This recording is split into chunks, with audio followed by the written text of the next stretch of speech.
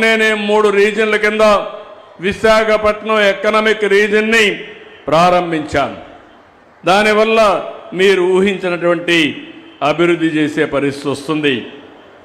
నేను ఒక పక్క అభివృద్ధి ఒక యజ్ఞంగా చేస్తున్నాను, సంక్షేమాన్ని ఒక బాధ్యతగా చేస్తున్నాను, సుపరిపాలన మీకు అందించాలని ముందుకు పోతున్నాం.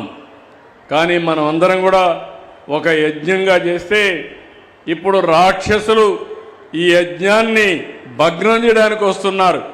వివిధ రూపాల్లో వస్తున్నారు, ఎక్కడికక్కడ అడ్డుపడుతున్నారు. ఒకరంటారు ఐటీ కంపెనీలు వస్తే కేసులు వేస్తారు. నేను మెగా డిఎస్సి పెడితే 40-50 కేసులు వేస్తే ఒక పక్క పని చేయాలి, ఇంకో పక్క ఆ కేసుల మీద పోరాడాలి. నిన్నే కానిస్టేబుల్ ఉద్యోగాలు ఇస్తే దానికి కూడా కోర్టు పోయే పరిస్థితికి వచ్చారు.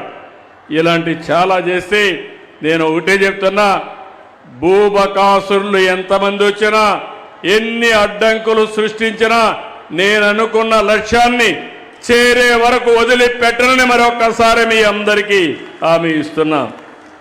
నిన్నే మీరు చూశారు, నేను ఈరోజు ఇచ్చింది పేదల కోసం మెడికల్ కాలేజీలు ఇచ్చాం. మీ అందరూ ప్రజలోడు గుర్తుపెట్టుకోవాలి, నేను ఇచ్చింది ప్రైవేటుకి కాదు, మేనేజ్మెంట్ ఇచ్చాం. దానివల్ల సీట్లు పెరుగుతాయి, హాస్పిటల్స్లో అడ్మిషన్స్ అన్నీ ఎన్టీఆర్ వైద్య సేవ కిందనే ఉచితంగా చూపిస్తాం. అదే మాదిరిగా ఇన్పేషెంట్స్ అందరినీ 70% వీళ్ళకే వస్తాయి. ఇలాంటివి వస్తే ప్రైవేటుకి ఇచ్చామని కావాలని మాట్లాడే పరిస్థితికి వస్తున్నారు. అంటే మనందరం గుర్తుపెట్టుకోవాల్సింది, మొన్నటి వరకు 104 కానీ 108 కానీ దేని కింద ఇచ్చారని అడుగుతున్నా. ఇలాంటివన్నీ కూడా మీరు ఒక్కసారి ఆలోచించుకుని పూర్తిగా సహకరించాల్సిన అవసరం మీ పైన ఉందని చెప్పి కూడా నేను మీకు తెలియజేస్తున్నాను.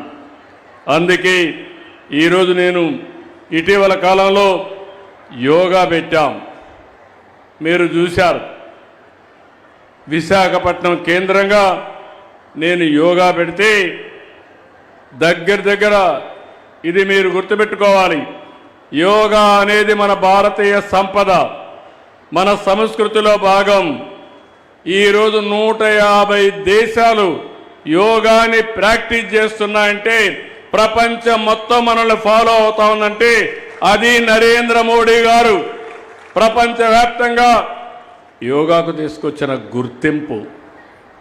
11వ యోగా ప్రపంచ దినోత్సవం జరిగితే విశాఖపట్నం కేంద్రంగా చేయాలని కోరినప్పుడు ప్రపంచం మెచ్చే విధంగా ఆ కార్యక్రమాన్ని చేశాం. 30 రోజులు ప్రజారోగ్యం కోసం యోగాని గ్రామాల్లో ప్రాక్టీస్ చేయించాం. 2,18,00,000 మంది పాల్గొన్నారు. ఇంకో పక్క విశాఖలో ఎప్పుడు జరిగి ఉండదు, 26.3 కిలోమీటర్లు 3 లక్షల మంది రాత్రంతా మేలుకొని తెల్లవారుతో 5 గంటలకు ఆ ప్రాంగణానికి వచ్చారంటే అది యోగాకుండే విశిష్టత. 2 గిన్నీస్ వరల్డ్ రికార్డ్స్ వచ్చాయి, 25 అదర్ రికార్డ్స్ వచ్చాయి. ప్రధానమంత్రి కేబినెట్లో కూడా వ్యక్తిగతంగా చెప్పాడు, నేను చాలా కార్యక్రమాలు చూశాను కానీ నా జీవితంలో ఎప్పుడూ ఇలాంటి కార్యక్రమాన్ని చూడలేదని సాక్షాత్తు ప్రధానమంత్రి గారు చెప్పారంటే